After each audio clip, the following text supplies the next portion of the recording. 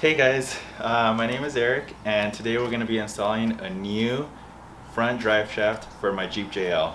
So I got a new front drive shaft just because I didn't want my stock one binding up at full flex when I'm off-roading. Also, these are stronger and they provide more clearance.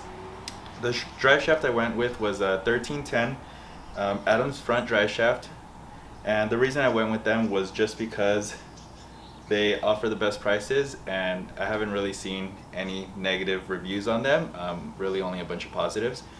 I went with the 1310 U-joint just because that should be plenty strong for my 37-inch tires that I have on my Jeep.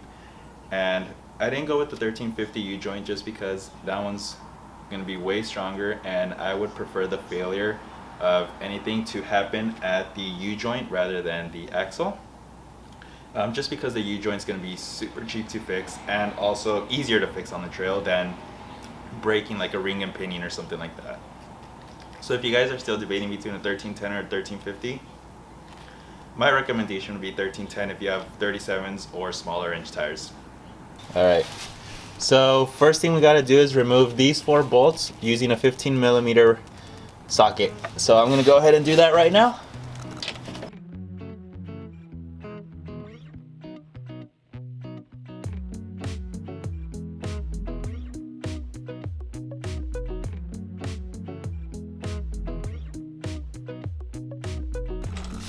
So I'm gonna leave the last one just in here so it holds the drive shaft up. Alright, now we gotta move to the back and remove the drive shaft from the transfer case using a T50. Yeah. Alright guys, so next we wanna take off all the bolts over here using a T50.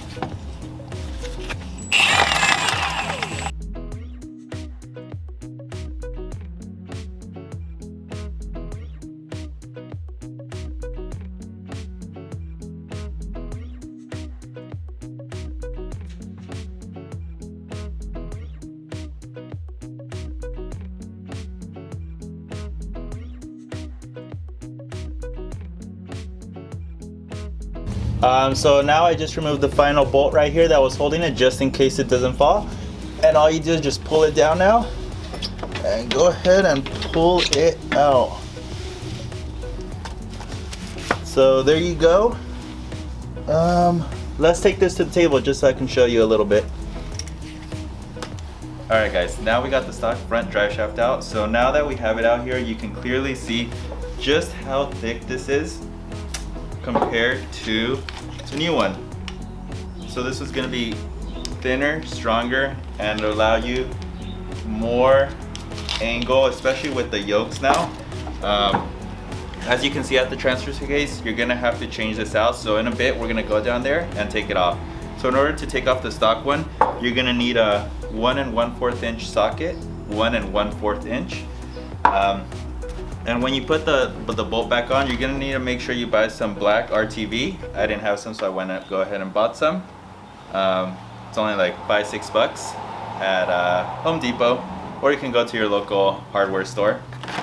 You're also gonna want to put some Loctite, so if you don't have any, go ahead and go buy some. They do supply you with a little bit of Loctite, but I just went ahead and bought some more because I need it around for other jobs either way. And that's pretty much it, so let's get started.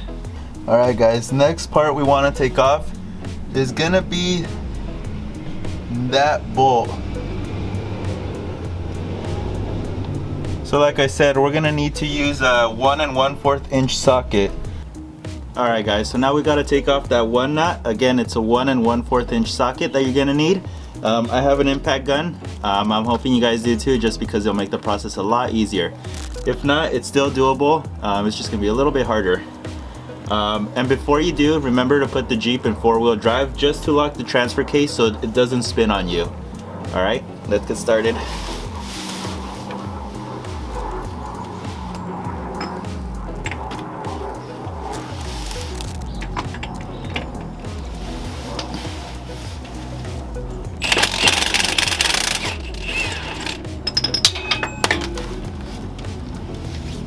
And just like that, came off. This is how it looks. All right, next what we want to do is we're gonna switch out this for a new yoke. So what you want to do is just grab something thin. I'm just grabbing a mallet, put it up against it, and just hit it with another mallet. So here we go.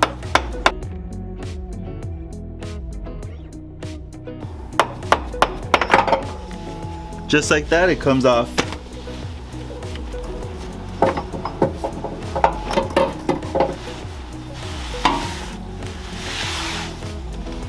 This is what it looks like.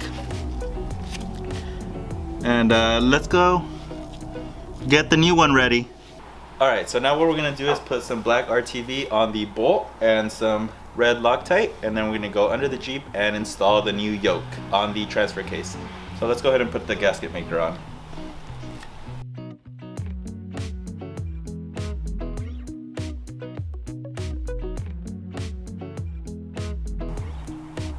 You want to make sure you put enough on there, but not too much. So that should be good. You want to put some red Loctite in there. Oh, not too much.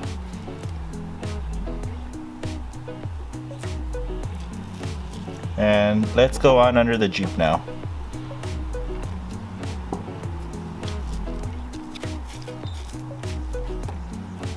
Oh, one last thing. You want to make sure you put a little bit of ATF on the yoke right here, just so it doesn't go in dry. I already put a little bit, you don't want to put a lot. Alright, so you want to grab the yoke, and we're going to go ahead and put it right, just like that. We want to grab the nut, and we want to just thread it on.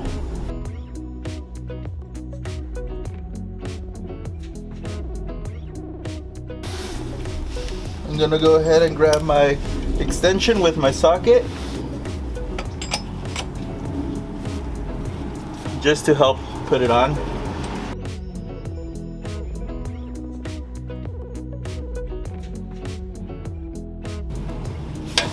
Now that it's tight, we want to grab a torque wrench, and we're gonna torque it down to 160 foot-pounds, I believe. So let me go ahead and grab that. Again, I'm not using the impact gun on this just because I don't want to over torque it.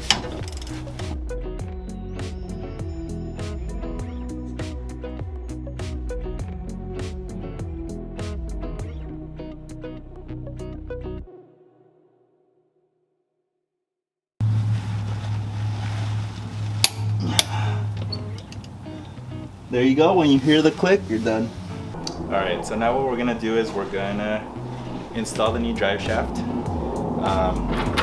we're going to take our 4 bolts that they gave us. They're going to go right here, down here. We're going to put Loctite on these and torque them down to 18 foot-pounds.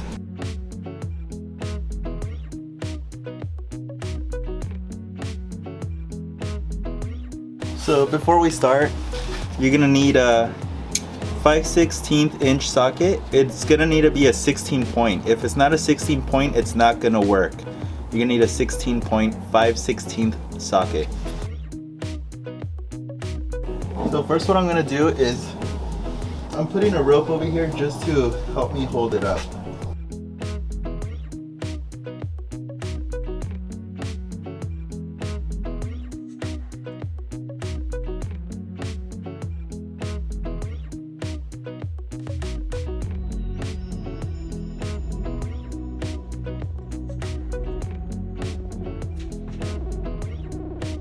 Alright, so now we're going to put the original 4 bolts on at the axle, and we're going to tighten them all down, and at the end we'll torque them down. So let's go ahead and put some Loctite on them.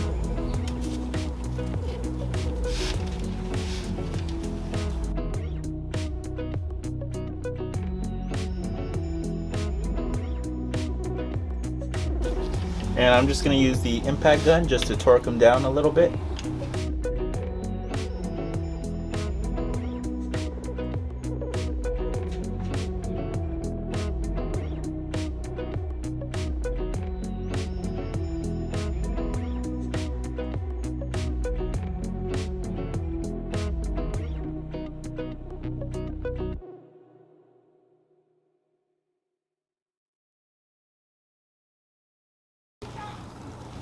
Alright, now let's go ahead and torque them down. Oh, we can go ahead and remove this.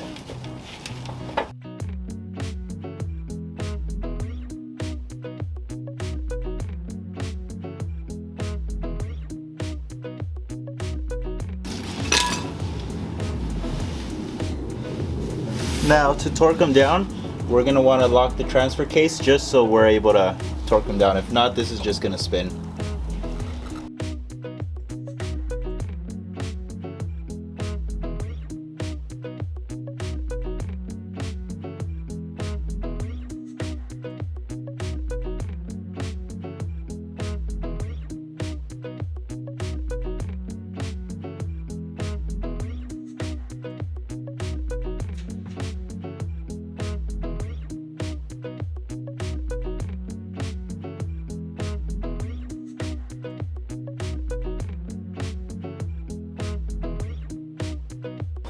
And that's how you install a brand new 1310 front drive shaft for the Jeep JL.